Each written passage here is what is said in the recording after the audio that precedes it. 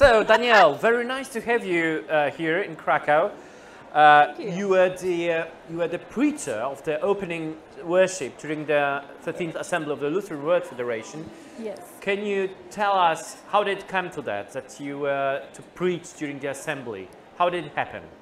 Well, I got a letter in February from the General Secretary, Anna Bruchard. Totally unexpected. Totally unexpected. Like Harry Potter.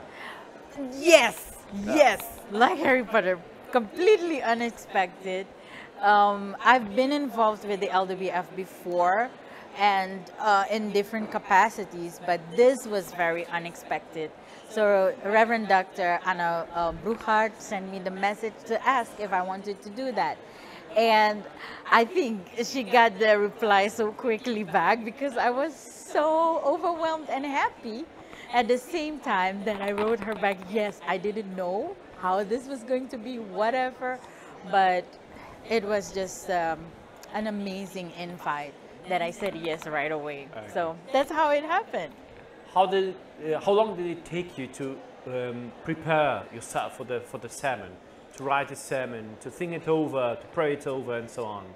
So from February, right after I got the letter, actually I could say the preparation began because then I was involved. I got also an email from Miss Eva Cristina that is also working in the LWF. So we've worked together throughout that time. We've talked about what the theme will be, what is expected. The scriptures were given as well. So it was from that time on. I actually really started to do something constructive, I would say, on the sermon after May, because that was after my exams. So then I actually really started not only to look at the text, but also to pray about it, and of course to stay in contact with the staff from the LWF to make sure that the sermon was something that could actually inspire and help the assembly. Mm-hmm. When everything seems to be lost, do not give up. No. Well, one could say, easy to say, but yes. Where can we find those powers, superpowers, not to give up? Because, well, as I said, somebody could say it's easy to say do not give up, but all the circumstances which are facing now, all the challenges, are very, very difficult. What would you say? Yes, well, of course, what we're facing today in the world, our climate injustice, the climate change that is going on, and the different injustices around the world, it's very overwhelming and in a negative way. However, in scripture and in daily life, I've learned that God dives into our reality. God does not leave us alone, so we don't have to run out. We don't have to run back. I come from a region that is dealing with a heavy exodus of people migrating to other places. Surinamu at this point is going through a very difficult economic time where most of the young people that are educated are leaving. So we have a brain drain in our country. But if we say, you know, everybody's leaving, so I have to leave as well, what will happen to our country?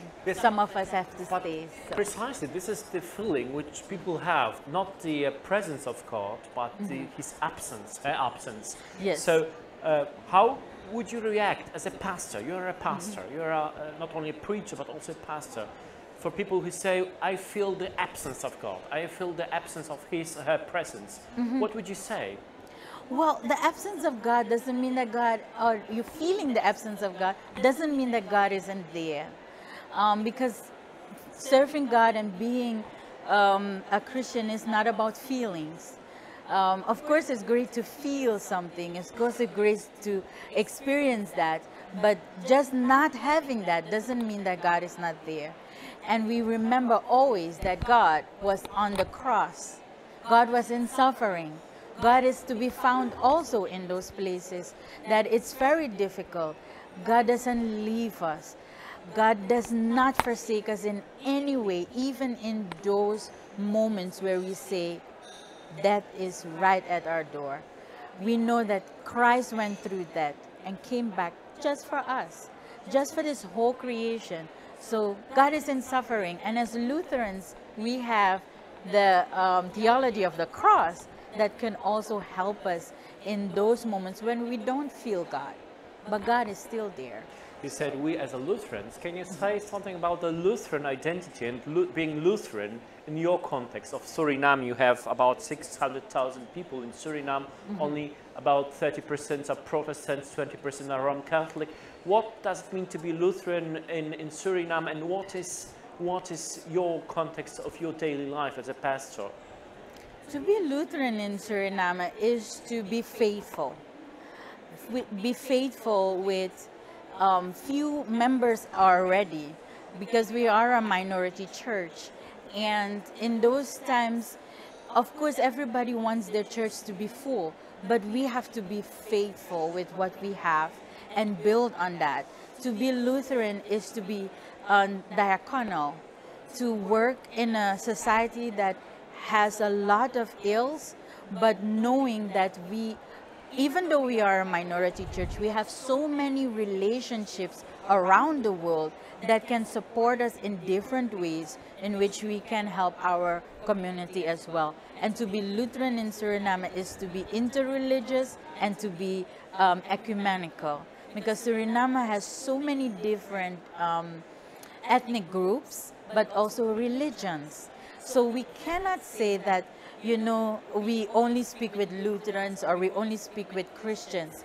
No, I went to school with Hindus, with Islams, with people from the Winti religion. There's so many religions, and we are still one in Suriname, and we still have to be able to be faithful to our message, how we have received God in our life through Christ, and accept the other as well.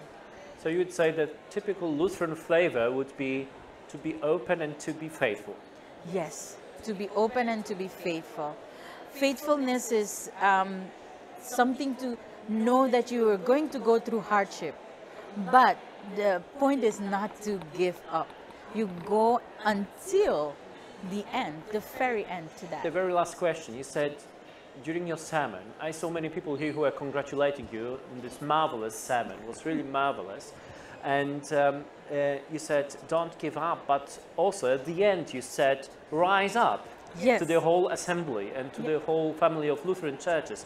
But how do we do this rising up? So the point of the story in the biblical story was that the star gave a witness to where the hope, the child was born. To rise up is to give that witness, whether you're in the east, in the west, in the south, or in the north, where you are at your place. One of the things we need to do is to give witness to the hope that is here, for the fact that God is still with us here, and the work that we do gives that witness. So if we are here in Poland and we have people from Ukraine that are coming, we are giving witness to the hope of God by accepting them, by taking care of them in their most dire places and needs. So that is how we do that. We give witness by what we do and what we say and how we are in our whole being. Are we welcoming people as well? Are we people that are faithful to our calling? Are we one that are going into the field or staying in our secure and comfortable churches? So to give witness, as that star did, is to do all of those things. To say, to do, but also to be. That's what I would mean with rise up. Don't go into a corner and just, you know, cover your face because things are happening and it's getting very difficult. But to rise up, to be seen, Ask questions. Ripples. Make those ripples. Yes. Yeah, thank you very for your reflections. And I want to say that every week in the Lutheran Church in Poland, we pray for different countries. And this week we are praying for Suriname. Yes, I am so happy to hear that. You know, Suriname is so small. Sometimes people don't even know where we are. But I'm so happy that our sister church across the ocean is thinking about us. This is a very meaningful and uplifting thing for us in Suriname to hear that we're on the thoughts of our brothers and sisters across the ocean. Thank you very much.